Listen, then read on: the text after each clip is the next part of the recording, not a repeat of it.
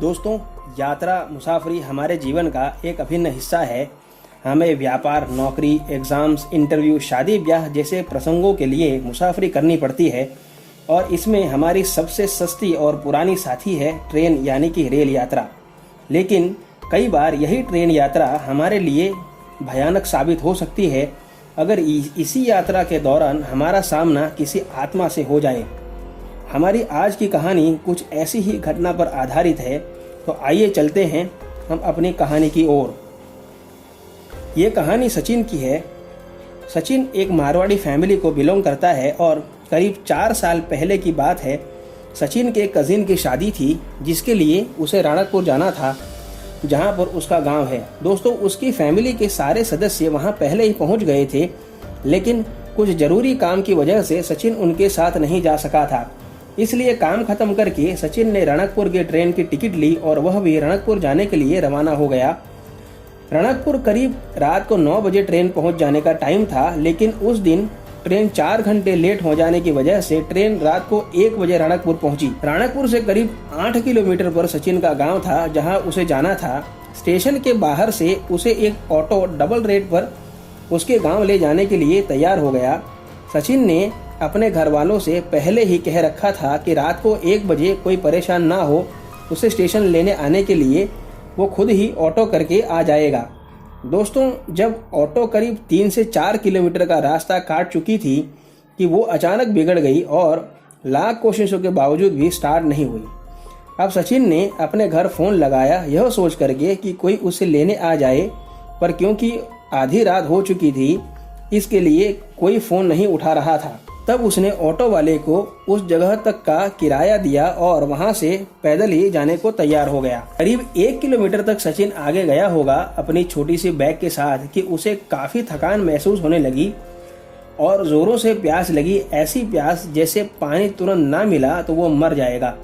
तभी अचानक एक औरत शादी के जोड़े में वहां आई और सचिन से पूछा कि क्या तुम्हें प्यास लगी है।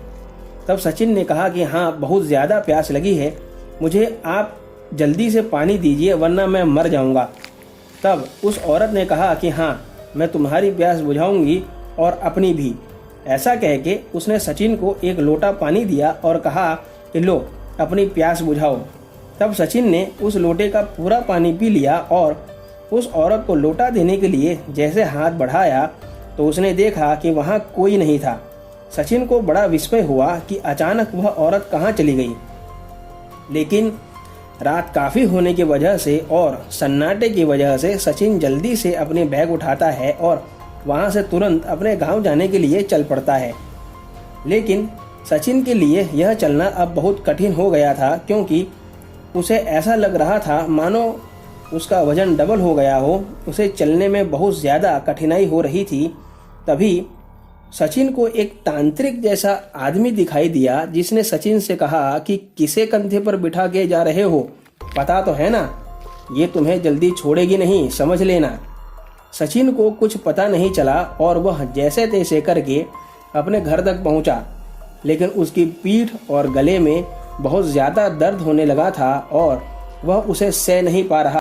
उसके दादाजी ने जब उसकी यह हालत देखी तो उन्हें डर सा लगने लगा, क्योंकि अब सचिन दर्द के मारे जोर जोर से चिल्लाने लगा था और जमीन पर लौटने लगा था जैसे वो किसी से खुद को छुड़ाने की कोशिश कर रहा हो।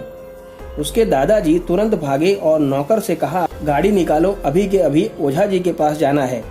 नौकर ने गाड़ी निकाली और घर के लोगों ने सचिन को गाड़ी में बिठाया और तुरंत सभी लोग ओझा जी के वहाँ पहुँचे। जैसे ही ओझा ने सचिन को देखा कि तुरंत वह बोले कि मैंने कहा था ना कि किसे बिठाया है कंधे पर, पता तो है ना। फिर उन्होंने उड़द की दाल, नमक और दूसरी 2-4 चीज़ों का टोटका करके सचिन के सारे शरीर पर 7 बार घुमाया और कहा कि देखो, यह लड़का तुम्हारे किसी काम का नहीं है, तुम इसे छोड़ दो, और वैसे भी यह लड़का शादीशुदा है।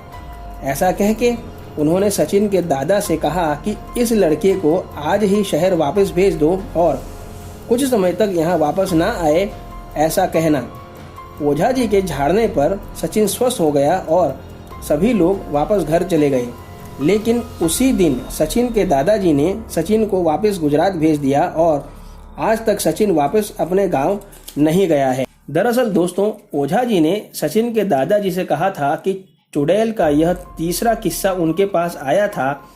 यह चुड़ैल उन्हीं के गांव की एक दुल्हन थी जिसके पति को कुछ डाकुओं ने सुहागरात के दिन ही मार डाला था और उसी हादसे के बाद उस औरत ने भी फांसी लगाकर आत्महत्या कर ली थी। तभी से वह पिशाचिनी के रूप में घूमकर कुंवारे आदमियों को अपना शिकार बनाती थी। दोस्तों, आज की कहानी में बस इतना ही। अगर आपको कहानी अच्छी लगी हो तो वीडियो को लाइक और चैनल को सब्सक्राइब करना ना भूलें।